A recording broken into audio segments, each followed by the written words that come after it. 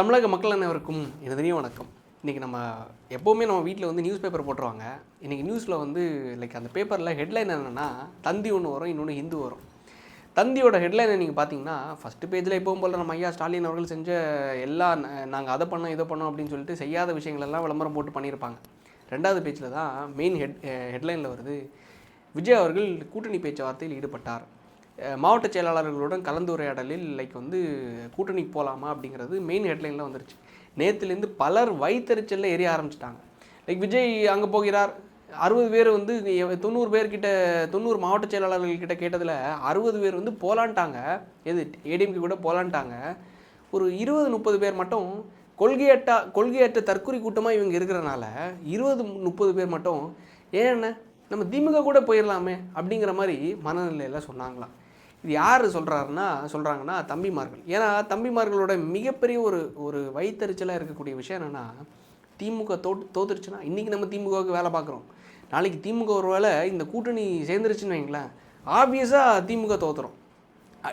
பேச்சுவார்த்தை நான் கேள்விப்பட்டதுபடி என்னென்னா, நம்மளுடைய ஸ்மால் சோர்சஸ் இருக்கும்ல, முக்கியமான சோர்சஸ் தான் நம்ம சிலரை வந்து ஒரு முக்கிய இடத்துல இருக்கிற நபர்கள்கிட்ட விசாரிக்கும்போது சொல்லக்கூடிய ஒரு விஷயம் என்னென்னா, கிட்டத்தட்ட டெப்யூட்டி சிஎம் போஸ்டிங்கும் ப்ளஸ் வந்து அதை தாண்டி வந்து 40 to 60 சீட்ஸ் வந்து அலாட் பண்ணுறாங்க அப்படிங்கிற ஒரு விஷயத்தை வந்து பதிவு பண்ணியிருந்தாங்க.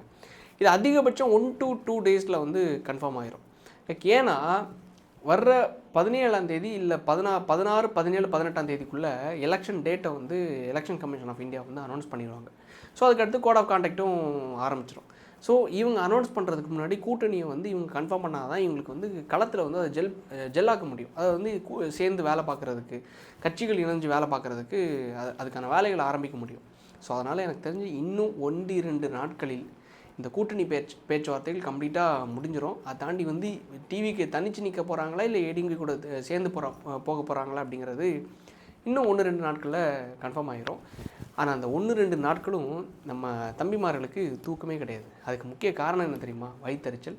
திமுக தோத்துருச்சுன்னா மறுபடியும் தம்பிமார்களுக்கு வேலை இல்லை. ஏன்னா அவங்க தான் இன்றைக்கி வந்து ஃபினான்ஸ் பண்ணிட்டுருக்காங்க அப்படிங்கிற மாதிரி நான் நம்புகிறேன். நீங்கள் நம்புறீங்களா இல்லையாங்கிறத தயவு செஞ்சு கமெண்ட்ஸில் பதிவிடுங்க.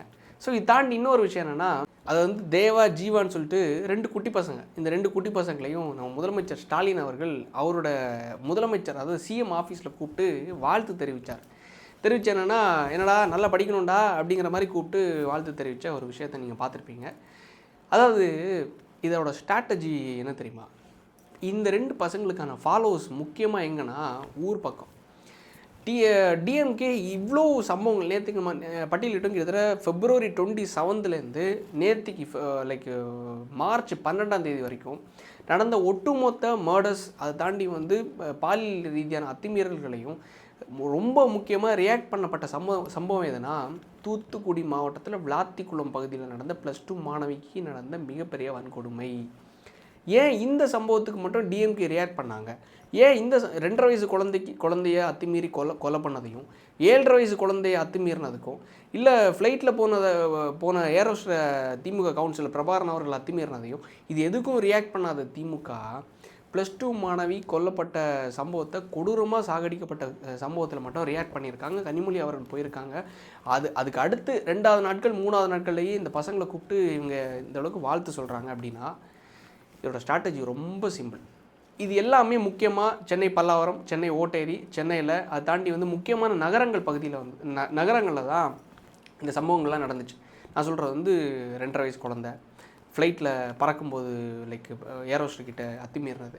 ஆனால் இந்த +2 மாணவிக்கு நடந்தது கிராமத்தில். இந்த பசங்களும் கிராமத்து பசங்க. இங்கே 2 பேரோட ஆடியன்ஸ் எங்கே இருக்காங்கன்னு தெரியுமா? இந்த பசங்களோட நான் இந்த பசங்களை உண்மையிலே நான் குறை சொல்லலை, நல்ல பசங்க, நல்லா வளர்ந்து வர வேண்டிய பசங்க. ஆனால் இந்த தருணத்தில் இவ்வளோ நாள் ஆதரிக்காத, இவ்வளோ நாள் கூப்பிட்டு பாராட்டாத நம்ம முதலமைச்சர் ஸ்டாலின் அவர்கள் இந்த தருணத்தில் கூப்பிட்டு வச்சு நல்லா பண்ணுங்கடா இது அப்படின்னு தட்டி கொடுத்து ரீலெல்லாம் போடுறது, அதுவும் கொலாப் பண்ணி அவங்க வந்து ஒரு முதலமைச்சரோட அக்கௌண்ட் இந்த பசங்க கூட கொலாப் பண்ணி பண்ணுறாங்கன்னா அது வேறு ஒன்றும் கிடையாது. வில்லேஜ் சைடில் ரொம்ப மிகப்பெரிய லெவலில் திமுகவுக்கு அடி விழுந்திருக்கு. காரணம் என்னென்னா, அந்த இவரோட சொந்த சகோதரி தான், உங்களுக்கே தெரியும், சிஸ்டர் தான் கனிமொழி அவர்களால் அந்த ஊருக்குள்ளே போக முடியல. எங்கே? தூத்துக்குடி மாவட்டம் விளாத்திக்குளத்தில் மக்கள் விரட்டுறாங்க, சொந்த ஊர் மக்கள் விரட்டுறாங்க. இங்கே வரக்கூடாது, நான் இங்கே மக்கள் இந்தளவுக்கு நாங்கள் என் பொம்பளை பிள்ளை காலில் ரெஸ்ட் ரூமுக்கு போன பொண்ணு, அந்த பொண்ணை இந்தளவுக்கு கெடுத்து வச்சுருக்காங்க, இந்தளவுக்கு சட்டம் ஒழுங்கு இருக்குது, இந்தளவு லா அண்ட் ஆர்டர் இருக்குது, இவ்வளோ கேடுகட்ட ஆட்சியை நடத்திட்டு இருக்கிறது யார்? திமுக. நீங்கள் இங்கே வரக்கூடாது, எங்கள் ஊருக்குள்ளே வரக்கூடாதுங்கிறத மக்கள் களத்தில் வந்து கொந்தளிக்க ஆரம்பிச்சிட்டாங்க. இதோட மெயின் ரிஃப்ளெக்ஷன் எப்படி மாறுச்சு தெரியுமா? லைக் என்னென்னா, திமுக ரொம்ப நம்பக்கூடிய விஷயம் என்னென்னா, நகரங்களில் நம்மளோட ஓட்டு வந்து வேறு ஏதாவது விதத்தில் நம்ம வந்து அதை டேமேஜ் கண்ட்ரோல் பண்ணிடலாம். ஆனால் ஊர் பக்கத்தில் கிராமங்களில் இந்த 1000 ரூபாய் 5000 ரூபாய் இவங்களுக்கு அக்கௌண்ட்டில் போட்டது மிகப்பெரிய லெவலில் ரிஃப்ளெக்ட் ஆகிருக்கு. ஸோ ஒவ்வொரு கிராமத்து மக்களுக்கும் 1000 ரூபாய் 5000 ரூபாய் கொடுத்துட்டோன்னு வைங்களேன், எல்லா கிராமத்துக்கு மக்கள்கிட்டையும் போய் கேட்டால் அவர் தான் எங்களுக்கு 5000 கொடுத்துட்டார்ல, அவர் தான் எங்களுக்கு 1000 ரூபாய் 2000 ரூபாய் கொடுத்துட்டார்ல, அடுத்து திருப்பி ஆட்சி வந்ததுக்கப்புறமாவும் 2000 ரூபாய் கொடுப்பாரு, 2000 ரூபாய் கொடுப்பாரு அப்படிங்கிறதுல அந்த மக்கள் வந்து ஒரு மேனிப்புலேட் ஆகிட்டாங்க. ஓகே, இவருக்கே நம்ம வாக்களிச்சிடலாம், லைக் நம்ம நம்பிக்கை துரோகம் பண்ணக்கூடாது. ஏன்னா நம்பிக்கை துரோகம் செஞ்சால் என் வீட்டு பிள்ளைகளை அவங்க வந்து நம்ம வீட்டு பிள்ளைங்களுக்கு எதுவும் ஆயிடக்கூடாது. அதாவது அவங்களுக்கு அது தெரில, நம்ம வீட்டு பிள்ளைங்களுக்கு பாதுகாப்பு இந்த ஆட்சியில் இல்லைங்கிறதுல அவங்களுக்கு தெரில. 1000 ரூபா வாங்கிட்டோமே, ஐயோ இவங்களுக்கு எப்படி நான் மாற்றி வாக்களிக்கிறது அப்படிங்கிற மாதிரி, அதை சாமி கண்ணு குத்திடுமோ அப்படிங்கிற அதில் யோசிக்கிறாங்க. ஆனால் இந்த அளவுக்கு கேடுகட்ட ஆட்சியை நம்ம மாற்றணும், நம்ம வந்து ரொட்டி துண்டுக்கு ஆசைப்பட்டு, அம்பேத்கர் அவர்கள் சொன்ன மாதிரி ரொட்டி துண்டுக்கு ஆசைப்பட்டு நீ விலை போயிடாதடா அப்படிங்கிறதெல்லாம் எங்கள் மக்களுக்கு ஞாபகம் இருக்கா என்னங்கிறது தெரில. ஸோ இந்த 1000 ரூபாவும் 5000 ரூபாவும் கிராம மக்களில் ரொம்ப இம்பேக்ட் ஆகிருக்கு. திமுகவுக்கு அது ஒரு பாசிட்டிவாக மாறி இருக்குது அப்படிங்கிறத இவங்க நம்பினாங்க. இல்லை, அந்த நம்பின விஷயம் ஒட்டுமொத்தமாக கிராம மக்கள்கிட்ட இந்த தூத்துக்குடி சம்பவம் ஒட்டுமொத்த லைக் வந்து கிராம மக்கள்கிட்டையும் உடஞ்சிருச்சு திமுகவோட பிம்பம். இந்த உடஞ்ச ஒரு காரணத்துக்காக தான் எப்படி கிராம மக்களை வந்து ஃபோக்கஸ் பண்ணலாம், கிராமத்து மக்கள்கிட்ட எப்படி போய் ரீச் பண்ணலாம். சரி, இந்த 2 பசங்களை கூட்டுவாங்க. இந்த 2 பசங்களோட ஃபாலோவர்ஸ் 90% யாருன்னா கிராமத்து மக்கள். சிட்டி சைடில் இருக்கிற யங்ஸ்டர்ஸ் அதை தாண்டி சிட்டி சைடில் வாழக்கூடிய மக்களை தாண்டி மிகப்பெரிய லெவலில் இந்த 2 பசங்களுக்கு இருக்கக்கூடிய ஃபாலோவர்ஸ் எங்கே இருக்காங்கன்னா கிராமத்து மக்கள். ஸோ இதுவும் one kind of damage control. இது எதுக்காகனா இந்த டைமில், ஏன்னா பல மாநிலங்களில் 18 வயசுக்கு கீழே இருக்கிற பிள்ளைங்க வந்து மொபைல் ஃபோனை ரொம்ப யூஸ் பண்ணக்கூடாது அப்படிங்கிறதுக்காக சில ரெஸ்ட்ரிக்ஷன்ஸை நம்ம கொண்டு வரலாம் அப்படிங்கிறதுல முனைப்பாக இருக்காங்க. அது இன்க்ளூடிங் காங்கிரஸ் ஆளக்கூடிய மாநிலங்கள், லைக் இவங்க கூட அலைன்ஸ் பார்ட்னர்ஸாக இருக்கக்கூடிய காங்கிரஸ் ஆளக்கூடிய மாநிலங்கள். ஸோ அதை ஒரு முதலமைச்சர் இந்த டைமில் ப்ரமோட் பண்ணுறாருன்னா, நான் அந்த பசங்களை குறை சொல்லவே இல்லை, நல்ல பசங்க, நல்லா வளர்ந்து வரக்கூடிய பசங்க, நான் அப்போ சொன்ன மாதிரி தான். ஸோ இந்த டைமில் ஒரு முதலமைச்சர் ப்ரமோட் பண்ணுறாரு, அவர் கூட கொலாப் பண்ணுறாங்க, அதை ரீட்வீட் பண்ணுறாருன்னா அது வேறு எதுவும் கிடையாது, டேமேஜ் கண்ட்ரோல். கிராமத்தில் நம்மளுக்கு ஆல்ரெடி இந்த +2 மாணவியோட இந்த மர்டரு, இந்த ரேப்பு ரொம்ப நம்மளுக்கு கெட்ட பேர் ஆயிடுச்சு. ஸோ ஏதோ ஒரு விதத்தில் டேமேஜ் கண்ட்ரோல் பண்ணணுங்கிறதுக்காக இப்போ இந்த 2 பசங்களை வந்து காய் நகர்த்துறதுக்காக யூஸ் பண்ணியிருக்காங்க. இது எந்த மாதிரி ஒரு கீழ்த்தரமான ஒரு ஸ்ட்ராட்டஜின்னு பாருங்களேன். இதுதான் திமுக. இதுக்கு ஒரு முட்டு கொடுக்குறதுக்கு திமுகவில் லவுட் ஸ்பீக்கர்னு சொல்லிட்டு ஒரு பிள்ளை இருக்கும், மதுரகார பொண்ணு. இந்த பொண்ணு நேற்றுக்கு வந்து ஒரு வீடியோ போட்டுச்சு. சரிடா, தூத்துக்குடியில் +2 மாணவி லைக் வந்து பாலியல் அத்துமீறல் பண்ணி கொலை பண்ணிட்டாங்க. ஃப்ளைட்டில் போன ஏரோஸ்டர்கிட்ட திமுக கவுன்சிலர் அத்துமீறிட்டார். 2.5 வயசு பொம்பளை பிள்ளைய திமுககாரன் கொன்னுட்டான் பாலியல் அத்துமீறல் பண்ணி. இதுக்கெல்லாம் நம்ம பேசினா மாறிடுமா?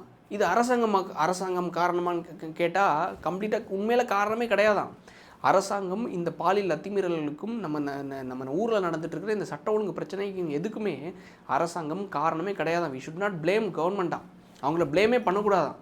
நம்ம ஒவ்வொருத்தங்களும் தான் காரணமாக, நம்மளுக்கு தெரியலையா, நம்ம தெரியாமல் தான் அந்த டைமில் ஒரு பொண்ணை பார்த்த உடனே ஐயோ இந்த பொண்ணு அழகாக இருக்கே, நம்ம இந்த பொண்ணுக்கிட்ட அத்துமீறிடலாம் அப்படின்னு சொல்லிட்டு நம்மளோட மைண்டு தான் போகுதான்.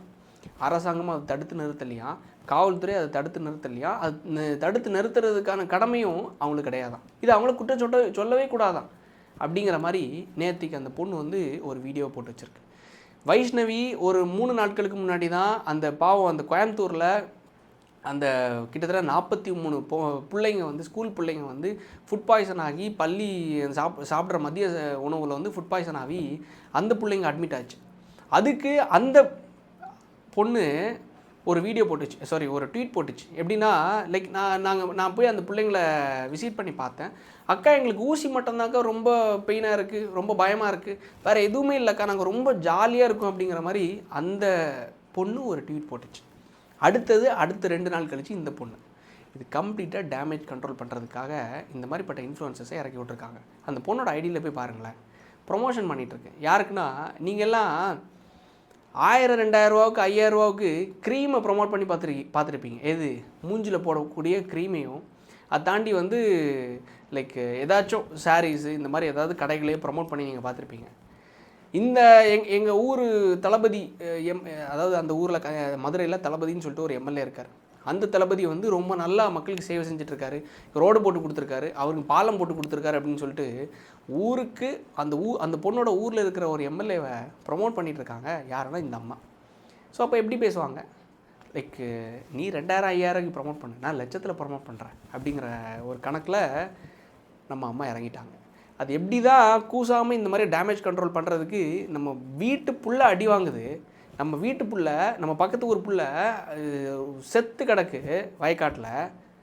அதுக்கு அரசு காரணமே இல்லையா? நம்ம கேள்வி கேட்கக்கூடாதான், அரசு ப்ளேம் பண்ணவே கூடாதான். நான் தான் காரணமா, நம்ம தான் காரணமா, இந்த சமுதாயம் தான் காரணமா? லைக் என்னென்னா, லைக் ரஜினி அவரோட படத்தில் ஃப்ரெண்டில் வந்து அந்த நடிகை ஆட விட்டு எல்லாரும் வேடிக்கை பார்க்குறாங்களாம். இப்போ ரஜினி அவரோட ஒரு படம் வந்துச்சுல, அந்த படத்தில் வந்து ஃப்ரெண்டில் அந்த துறைமுகம் ஹார்பரில் ஃப்ரெண்டில் வந்து அந்த பொண்ணை ஆட விட்டு எல்லாரும் சுற்றி வேடிக்கை பார்க்குறாங்களா. இப்படி ஒரு பொண்ணை ஆட விட்டு வேடிக்கை பார்த்தா அந்த சமுதாயம் எப்படி இருக்கும்? அந்த படத்தை எடுத்தது யார் தெரியுமா? அவங்க சொந்தக்காரங்க தான், நம்ம ஆளுங்க தான். யார்? நம்ம தலைவர்கள் தான், திமுக தலைவர்கள் தான். அவங்க அந்த படத்தை எடுத்து அவங்களே ரெட்ஜென் நிறுவனமே ஒட்டு மொத்தமாக அந்த படங்களே எடுப்பாங்களா? எம்புட்டு இருக்க ஆசைன்னு சொல்லிட்டு பொண்ணை ரொம்ப ஆபாசமாகவும் காணிப்பாங்களா? இது எப்படி சொல்கிறதுன்னு எனக்கு தெரில. அவங்களே படம் எடுப்பாங்களா? அவங்களே பெண்களை ஆபாசமாக எடுப்பாங்களா? அதை வந்து இந்த பொண்ணு எப்படி சொல்லிட்டு இருக்கு தெரியுமா? லைக் என்னென்னா, நம்ம படங்களை பார்த்து கெட்டு சூறாகிட்டோம். லைக் வந்து படங்களில் காணிக்கிற விஷயங்கள் எல்லாம் நம்ம மேனிப்புலேட் ஆகிட்டோம். ஸோ அதனால தான் நம்ம ஒவ்வொருத்தங்களும் இப்படி இருக்கிறனால அந்த சிச்சுவேஷன் வந்து நம்மளை சேஞ்ச் பண்ணுது, மைண்டை வந்து மேனிப்புலேட் பண்ணுது. ஓகே, இந்த பொண்ணை இப்படி பண்ணிடலாம் அப்படிங்கிறது.